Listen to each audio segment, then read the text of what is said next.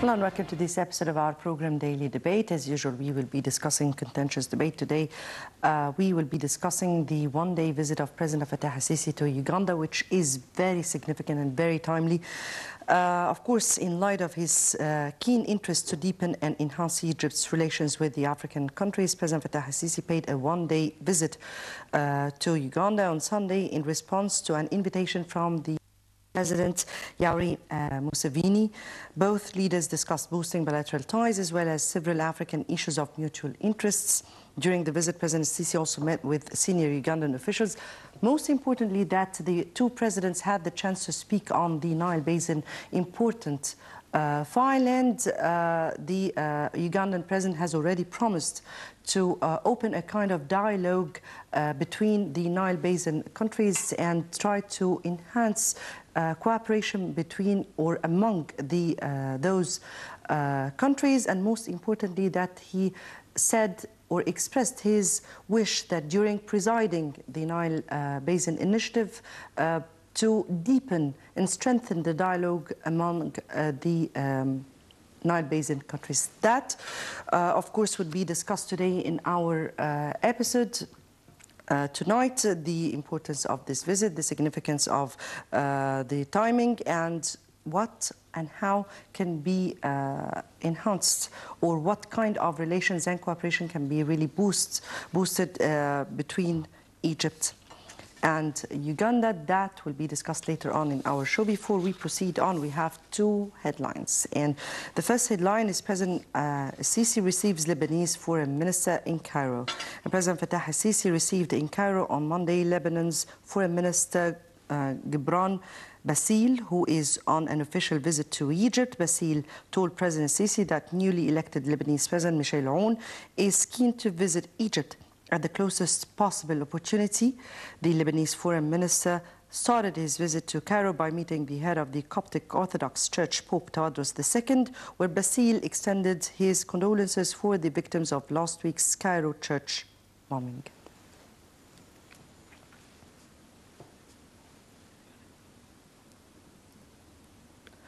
And moving on to the second headline, I guess this headline would be the headline for some times to come. Russian ambassador to Turkey killed in Ankara. The Russian ambassador to Ankara was shot in an attack in an art gallery in the Turkish capital on Monday, and the Russian RIA news agency said he had died of his wounds. Anadolu news agency said the gunman had been neutralized soon after the attack, which appeared to mark one of the most serious spillovers of the Syrian conflicts in Turkey.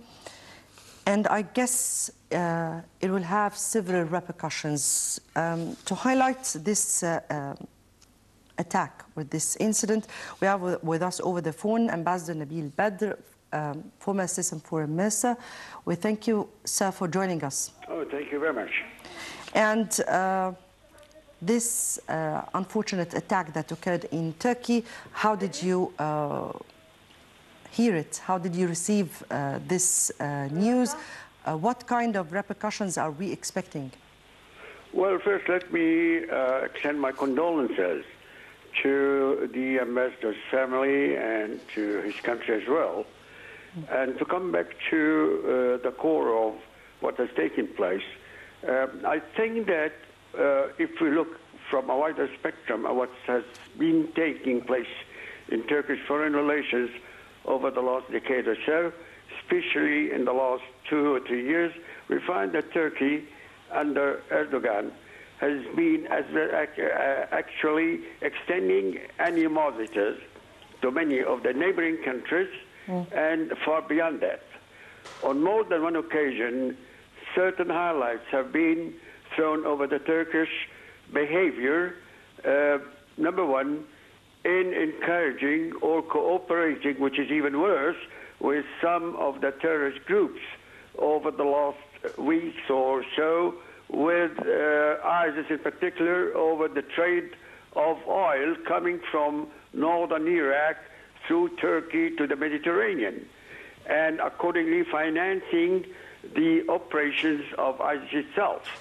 Number two, the Turkish intervention, uninvited, uncalled for, in northern Iraq and as well in Syria. 3, that cannot be, as a matter of fact, taken as an incident by itself, separated from Turkish ambitions in northern Syria and Iraq. And number 4, because of the Kurdish, or what Turkey considers to be a Kurdish threat in the coming phase of establishing a Kurdish state, which the bulk of the Kurds composing its population live actually now in Turkey, more than 20 million, that's between two brackets. Well, we find more than one reason and more than one possibility at who was the target of that attack. Now, I understand quite well that under the circumstances, it was easy to point to the developments in Aleppo, the Russian intervention, and the threat which some of the groups felt that they were played down according to the Russian intervention, which helped finally the Syrian army to take over Aleppo back to the hold of the regime in Damascus. That's a possibility as well, but let us remind our viewers that many accusations have been extended to the composition of what was called the resistance in Aleppo. In other words, there was a haggle over the last weeks or so, or month even, between the United States and Russia over the definition of what was called moderate opposition and wild opposition. Now, Russia did not consider that was really a difference between both of them. The United States, at a certain juncture, was for putting a dividing line between the two clans. But let me remind our viewers as well that many of these groups in northern Syria come from some of the Russian Muslim states, Dagestan, Shishan, etc., etc. And these are the group which is called Nusra. And Nusra has each as well being independently operating, but as well they have ideologically and in terms of financial aid and means to carry on the battle, close relationships with some of the more terrorist groups in this part of the world, I mean the Middle East, and yes, regrettably probably some of, or a certain state in the yes, Gulf area which has extended financial help to them. Yes, these are the circumstances of relations between, or the circumstances between Turkey from one side and Russia from the other.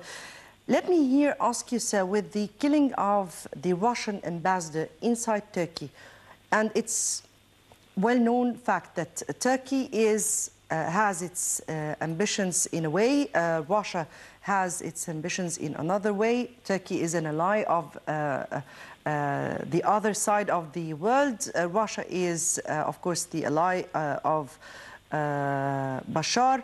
Now, with all these circumstances, how do you expect relations between, and we all know that they were at odds since sometimes not very long.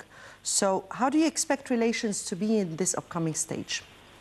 I think, well, after a certain lapse and a thorough study of the conditions which led to killing the Russian ambassador, well, the mutual interest between the two countries would be much more under consideration, but they will not let down their mutual interest because of that incident. Let me remind the viewers as well that the last news we heard in, I think yesterday or before yesterday, was that Russia was calling for a meeting between the foreign ministers of Turkey, Iran, and Russia.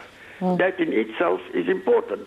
Now, the general feeling, if we try to assess it, is that Russia knows quite well, and Turkey's ambition, Erdogan's in particular, that there's a certain vacuum right now, vacuum of leadership, vacuum of proper power vacuum of inadequate Arab cooperation to deal with their Arab problems properly.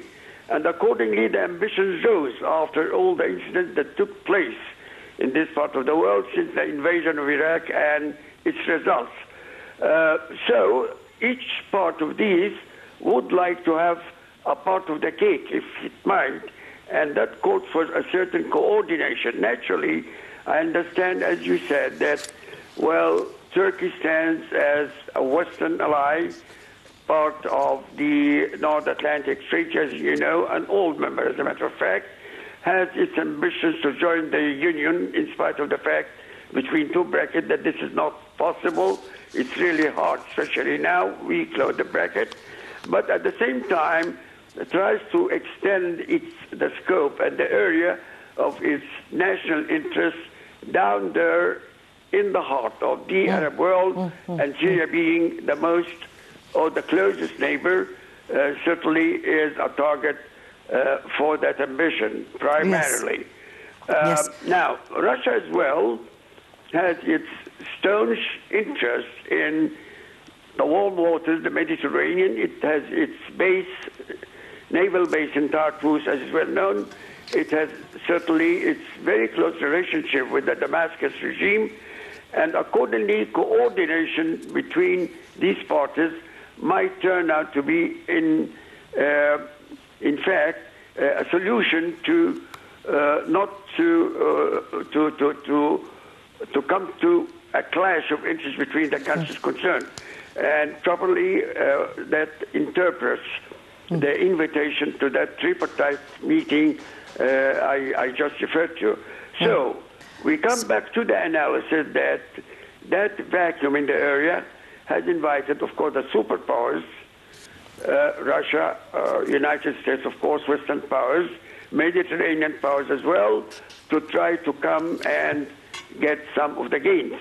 Now, has this incident, or will this incident, stop the cooperation to find some common grounds? I don't think so. So I guess at the end of the day, it remains to be seen how things will develop in this upcoming stage. Ambassador Nabil Badr, former Assistant Foreign Minister, thank you very much for joining us.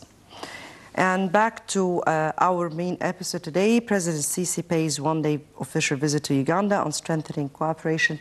Let's watch this report and we'll come back for discussion.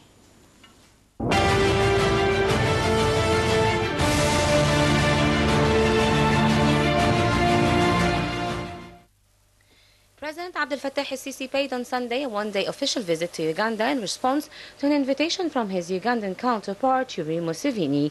At the presidential palace in Uganda's capital, Entebbe, Presidents el-Sisi and Museveni discussed ways to strengthen cooperation, particularly at the economic and trade levels, as well as establishing more joint projects in Uganda. During the meeting, Museveni praised the historical relations and the role of Egypt in support of Uganda's independence. The Ugandan president also expressed hope that President el-Sisi's visit to Uganda would make a new starting point in the distinguished relations between both sides. Museveni also highly appreciated President el-Sisi's openness to Africa, stressing the importance of strengthening consultation and coordination between the two sides on regional and international issues of common concern. For his part, the President el-Sisi reiterated Egypt's keen interest to enhance ties with Uganda in all fields, especially the economic one, stressing the importance of activating the work of the Joint Committee as well as carrying out more joint development projects. President el-Sisi also made reference to the growing number of Egyptian companies operating in Uganda and promised more Egyptian technical support to the African country in various fields. During the meeting, both presidents has discussed constructing a navigational line connecting Lake Victoria and the Mediterranean Sea and stressed the importance of taking the needed steps to carry out the project after concluding its studies. Talks also touched on the importance maximizing the benefit from the River Nile, which links Egypt and Uganda, as well as the bilateral cooperation in the field of water resources management. In this regard, President Sisi highlighted the significance of cooperation among the Nile Basin countries to achieve common interests. After the talks, both presidents signed a memorandum of understanding on holding bilateral political and diplomatic consultations, followed by a joint press conference. Presidential cabinet spokesperson Ambassador Ala Youssef said this visit is the first by an Egyptian president to Uganda.